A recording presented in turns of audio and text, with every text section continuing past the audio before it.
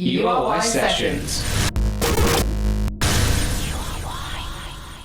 And they were the unmistakable tones of Iggy Pop with Lust for Life to celebrate the fact that the Trainspotting soundtrack is number one on the UK vinyls chart. Now I'm currently joined by the fantastic Phil, Simon and Dave of Gobbledigook, who've just performed a fantastic live session for us. Hello guys, welcome to the show. Hi there. Thank you so much for performing today. It was really cool, really great performance. Very different as well. It was, I noticed a lot, it was like, it has a bit of a John Cooper Clarke vibe, doesn't it? The kind of way that you, the way you do the spoken word bits in the middle of the song. Yeah, obviously he's well known for taking his poetry and putting against the musical backdrop or background, whichever word you prefer, on his own, and with the fall.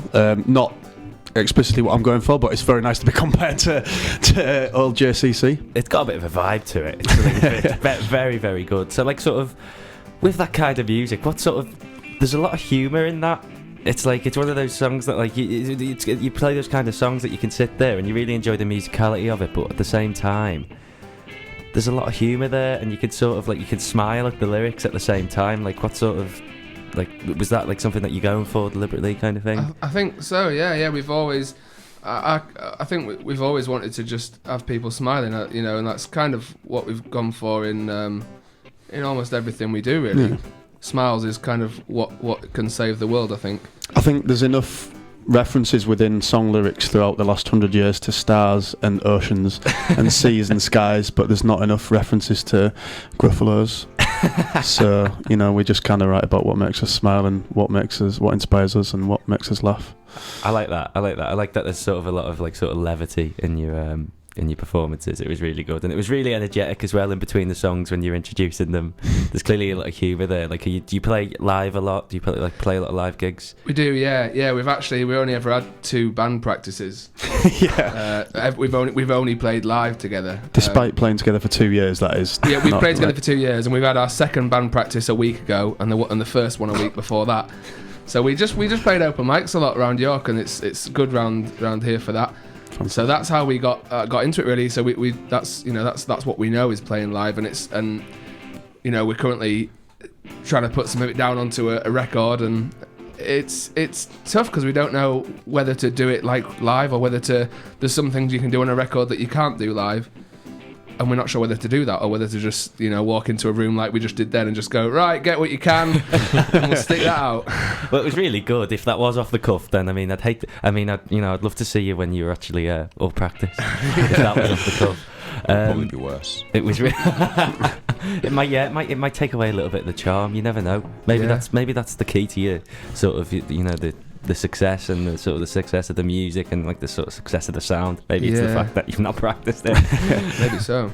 Maybe so. But yeah, no, that was a really great performance. So, how did you guys get together? You just mentioned, like, 2 years ago you said. So, everyone's pointing at you, Simon. So I'm going to throw it over to you. Yeah, I don't know why.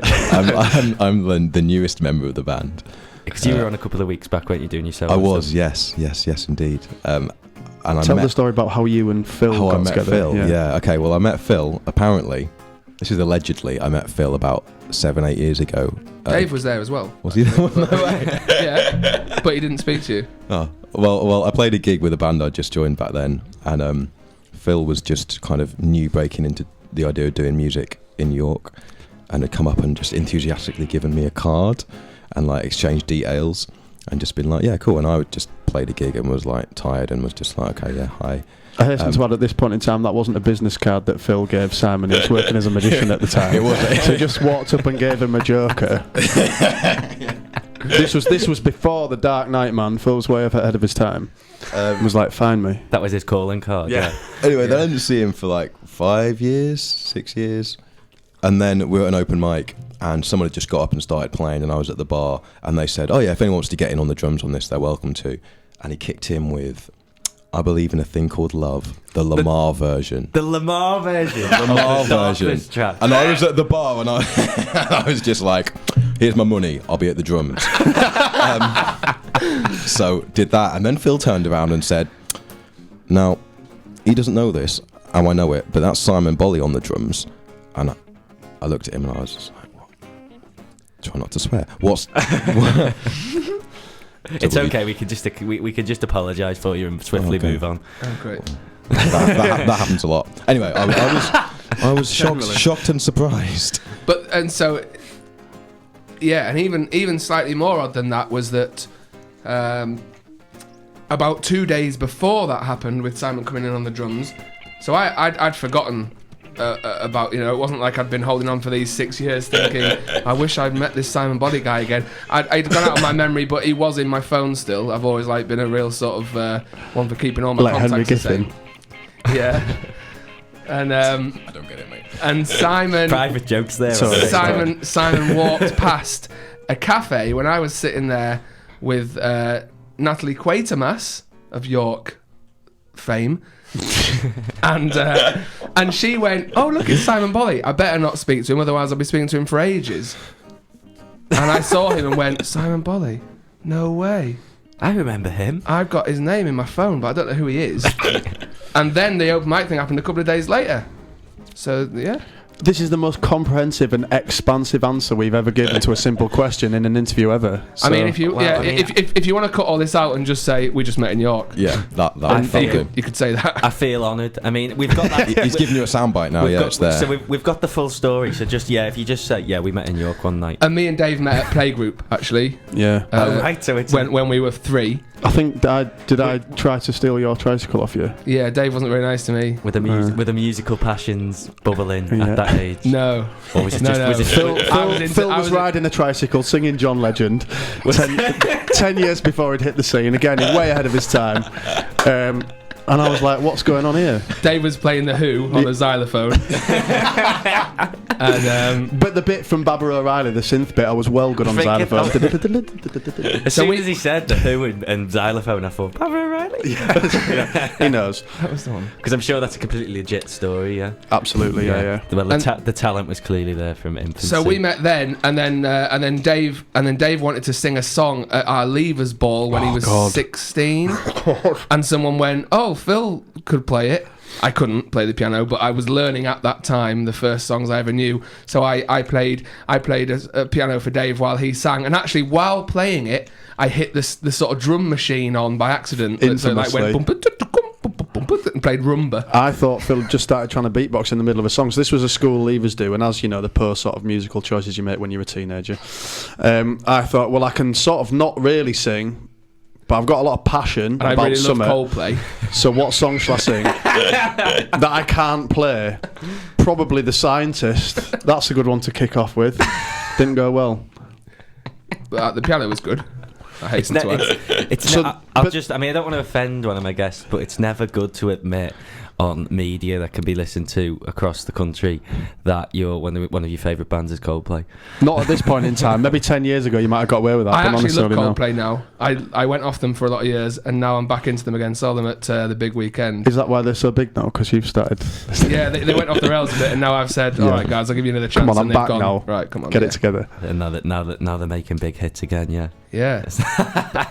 Heavy hit after heavy hit after heavy hit, as our friend Westwood would say. Well, so if there is a parallel to draw here between our story and Coldplay's, it's that you can go off and be rubbish for a long time, whether that's at playgroup or at your fifth form leavers ball or on stage at Glastonbury, and then you can come back and be all right and colourful. Phil can like you again. You can come full circle. Well, Phil will always keep hold of that foot. Keep hold of thoughts that sort of influences and all of that. Because I'd like to talk to you a bit after the next song about what sort of your favourite bands are. I asked Simon a question when he was on the show last. If you could go, have a think about this during this next song. If you could go to a desert island and only take the music of 3 artists with you, who would they be? Now, you can take their entire back catalogues, have a think during this next song. Just to clarify, if I'm taking the music of those 3 artists, is that still available to everybody else, or am I taking it for myself? Is it a selfish choice or? To look at it like that. What a weird way of looking at it. So what I'm saying, can I take 3 hits for the team and remove 3 horrible artists from the world? But then you'd be I'd have to listen to them. But then A bit of a martyr choice. Then Yeah. you'd be trapped on a desert island with like Justin Bieber, the Spice Girls, and like The Wanted or something. I'd take that hit for the rest of civilization, man. Oh, but I presume you mean what music would I like What to... music would you like to take? Okay. Right, okay. Have a think about it. Now, it's at this point in the show when we do our On This Day in Music, which is where we pick a song that was at UK #1 spot this day. A few years ago. This year we've gone for one exactly 20 years to this day. So on the 23rd, is it the 23rd? The 23rd of November 2016, at #1 in 1996. So exactly 20 years ago to the day. Here it is. Absolute belters here on the URY Music Show. It's No Diggity by Blackstreet featuring Dr. Dre and Queen Pen. Here it is.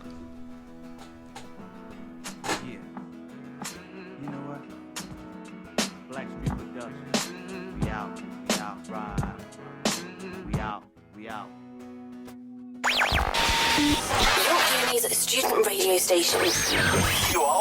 URY. On This Day in Music 1996, that was No Diggity by Blackstreet featuring Dr. Dre and Queen Pen. What an absolute tune. Did you enjoy that one? Mm-hmm. No, I mean, there was a lot of dancing in the studio then. I enjoyed it. I like the way you work it. I love it. You've got to love the puns. You've got to love that on the URY Music Show. Although I do have a little bit of sad news about my regarding something that my idiotic French producer Nelson has done. Yeah, he does this a lot. Nelson gossip. I do like to basically sort of like lay into him a lot on the show, especially when he doesn't turn up. Especially when he's not here, I like to lay into him. So he's not in the room. He's not even in the studio. No. He's somewhere in town. He's an idiot. He'll listen. Let's call him. Let's call him up now. Oh, Nelson. Get him an Uber. Get him here. And you know, I would actually love to do that. I love that you like instantly. I mentioned that this guy is. It can be a little bit annoying at times, and you instantly jump on it. You instantly jump on it and abuse him. So this will be a nice little surprise for him when he listens back to it. In a few days' time, so that's nice. So I hope you're enjoying this, Nelson. That's from your friends in the URY studio. No, but regarding the On This Day in Music, usually I would look it up and pick a song, and it's On This Day in Music at #1 in the UK one day from the past. Now he's picked it. That was US #1. It wasn't UK #1. I've just checked that. I've just checked it out because I thought I don't reckon that was a UK #1, and it wasn't. Now I'm glad we got to hear it because it's a tune. Did you find out what was #1, Jack? Yeah. My guess was Sweet Like Chocolate when you put it on, but that's probably I was a little bit thinking later. Spice Girls. It's not Spice Girls, it's Sweet Like Chocolate. You're more on the light lines with like sort of dance style thing. Yeah. It's The Prodigy with Breathe. What a tune! That's a belter as well. So we would have had the tune. Although after that, then there was just a string of Barbie Girl was the next year, followed by Believe by Cher, followed by She's the One, Robbie Williams, followed by A1, and then Westlife. God. So Well, I'll tell you now, for the next 5 years, we can't come and do the show on this particular day. well, no, we might just go further back and find a good one. Oh, yeah. 2004, Vertigo by U2. That's not a bad song. That's all right. It's 1642-year-oldie she fair maiden by... That's medieval joke there. Big hit. I'm sure that will have really made about 1% of our listeners laugh. But they probably laughed loads, so it's worth it. Yeah. So they will be on the floor right now in absolute hysterics. Let's hope they're not driving.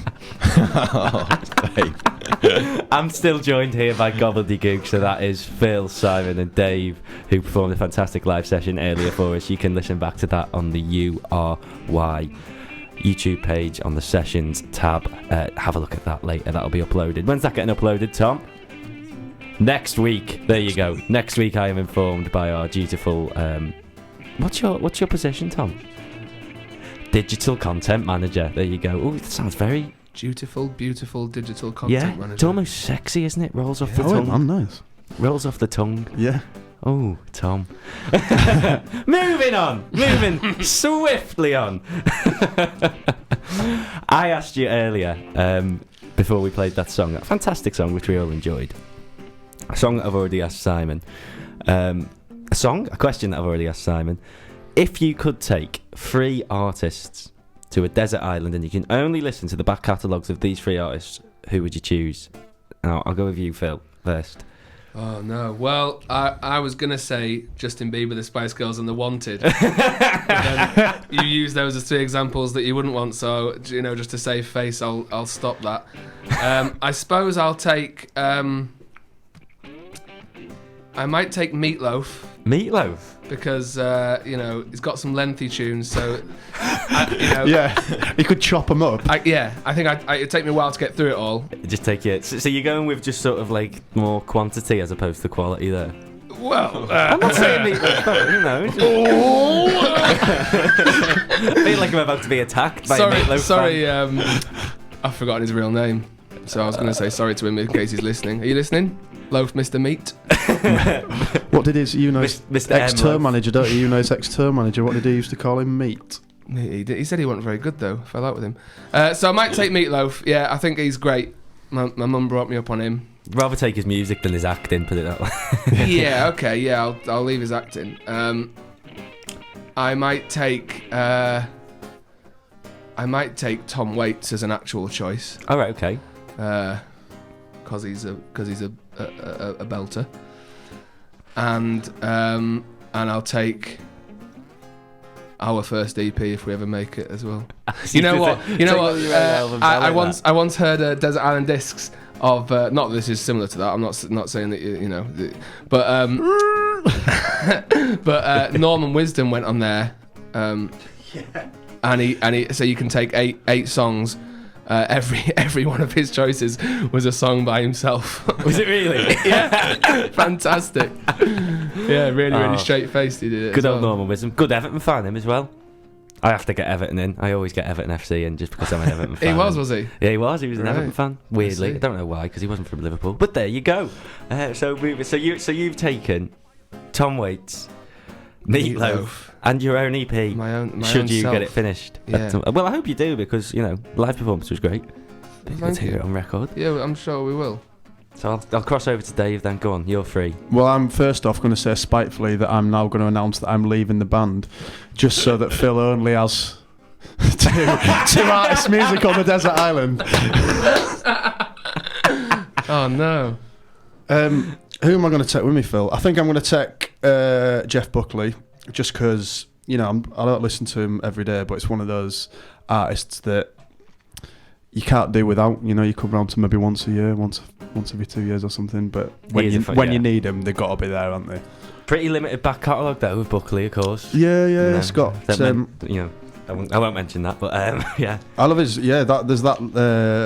Some of the extended version of the live at Sinai with all the live takes on is. Unbelievable that it's live. And I'll take Niz Loppy because, of course, that listeners might know of JCB song fame. They are our idols and friends and beautiful musical humans. So I'll take their extended works, and I'll also have a bit of Cher.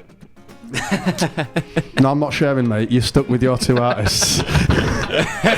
I'm gonna take The Streets back catalogue. I didn't think of that. I probably. That is a mate. If you can swim show. over to my island, I'll share Computers and Blues with you. But I don't share. Oh, right, yeah. Yeah. Yeah, The Streets is a great call. I'd probably do that, and Niz Loppy as well. I made bad choices. I'm going to go to Dave's Island if that's all right. So you're going to abandon your own island? Yeah. What's the proximity of our islands? Can I like make a rafting boat out halfway and get Phil? Yeah. We're thinking about this too deeply, aren't we? We've misread the premise of this question. I think what Jack wanted us to talk about was our musical influences, rather than actually surviving a sort of desert island Madagascar apocalypse. I kind of did want you to pick the artists that you've because I want to get. I don't just want the influences. I want the insight into your actual the minds of the artists themselves and who they would actually choose. So a great insight for me was when you said, "Can I remove these artists from everyone else?" Yeah. So at which point I thought you were going to say, "I'll take the Beatles, Elvis, and the Stones," and then just sort of ruin everything for everyone else. What an interesting musical landscape that'd be if I did take those and they'd never existed. I mean, I don't think if those three bands had never existed. Well, actually, probably for maximum impact, you'd probably have to take the Beatles, Elvis, and the Sex Pistols, probably. I mean, well, I think we could do without Elvis because we'd still have all of Little Richard's songs that he ripped off. But, True. Burn, yeah. Burning Elvis there. No, I see what you're saying though, but there's just those artists can have such a massive influence on, like down the generations, madness. They're another good one. Another good band. Well, I'll play a song by one of the artists that I'm going to be honest. I'm going to choose one of a song from one of the artists that Dave chose because, as you said, his island's sort of a bit better than. Phil, Phil, come and take my hand. Let's come and stay on my island. Simon, who did you take with you? Oh, sorry, you picked some. I think you picked some decent ones. Did you? You took Jimmy, did you? You took Jimi Hendrix. No. Oh, did you not? No, I didn't even take Santana. I took Mononoke. You didn't take Santana? Oh, because you can play it all. Yeah, that's fine. Yeah, you play it all. As long as he's got a guitar, then he's fine. I know it quite well. I picked York band Mononoke. That aren't a band anymore. Yeah, I remember you saying that actually. Yeah, they only had one EP, didn't they? 4 tracks. Oh, they were good 4 tracks. I don't know what else. I can't remember. Can't remember what it was. Not that memorable. I'll have a think and try and see if I can remember. But yeah, I am going to play one of those. In fact, when I asked you, I gave you the opportunity to pick a song, and you chose Nelly Furtado. Nelly Furtado. Yeah. Your lights. That was his choice. That was his choice on the last time that we were on Nelly Furtado. So that was impressive. Well, I'm definitely hoping for some Streets right now. I don't know. That's what's about to come on. Simon, put your fingers in your ears. You're not coming over to my island. Your musical choices have betrayed my respect to you. To be honest, when you said Jeff Buckley, I was like straight in. I got So Real loaded up. I was like, I'm going to play it. Yeah. And then you said Streets. I was like, oh. And then I was like, I can't not play the Streets. So here it is on the URY Music Show. Could well be in.